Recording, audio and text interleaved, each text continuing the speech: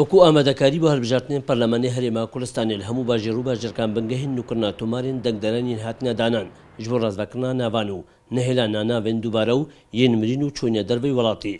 و ڕێبەبەری گشتی ڕێبەبەریە کۆمیسیۆنە هەڵبژاردننا لە دۆخ بێژێت ئەسنوورێ پارێزگا دۆخ هەموو تۆمارین دەنگدەرانین هاتینە نوکردن و پاقشکردن. حقیقت مثلا یا اف ناوت کو زیده و اف ناوت کو مرین آن اف ناوت چونش در وی ولاتی ابرو که همیش و تومارا دنگ دره هاتیه یا دره خستنه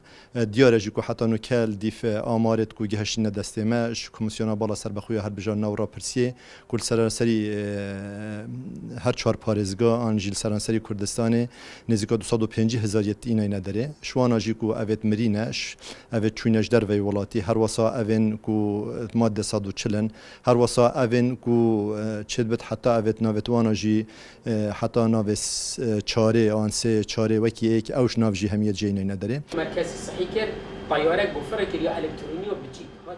بەڵێ لایەنێن سیاسی سنووری پارێزگا دۆخ دەبێژن بەشیش ڕەنگەکەی وان باوەری بە تۆماری نوکردنا دەنگدەران لە دۆخ نینە و بە نەپاقش لە قەلەم دەدان.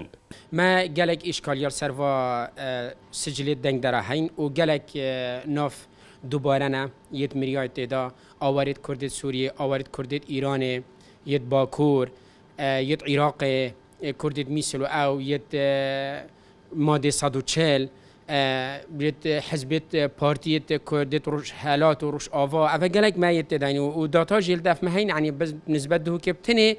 مثلا بنمونا يتمريا 100,000 دوبارنا 2003 حتى في قفيا في سجنات هنا باقش كانوا ويتدا هين وعالم بينت يعني يتمهميا يتدا ما يديتين أم وكلانا كسياسي وكويكتي مجموعان هيا كو دنگدر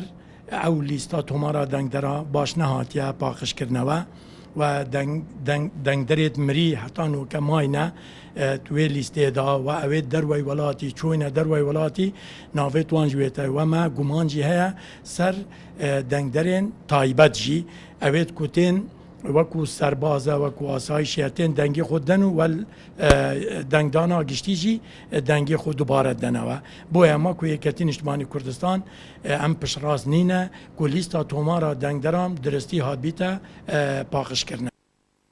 الگۆڕگۆتنە لایەنێن سیاسی دۆخ بەترش 200,000 ناوێن دووبارە و مریان و یەن چوونە دەروێ وڵاتی تۆمارین دەنگدەراندا هەنە و هەرچەندە ڕێبەبەری کۆمیسیۆنا دۆخ دەبێژێت مە تۆمارین نوکرین لێلایەنێن سیاسی دۆخ داخواز دەکەن دووبارە پێداچوون تێدا بێدەکردن ژ بۆ ئەنجامدانێکە هەڵبژاردنەکە پاقژ و بێ سەختەکاری. شێروان خدر کورساد نیوز دۆخ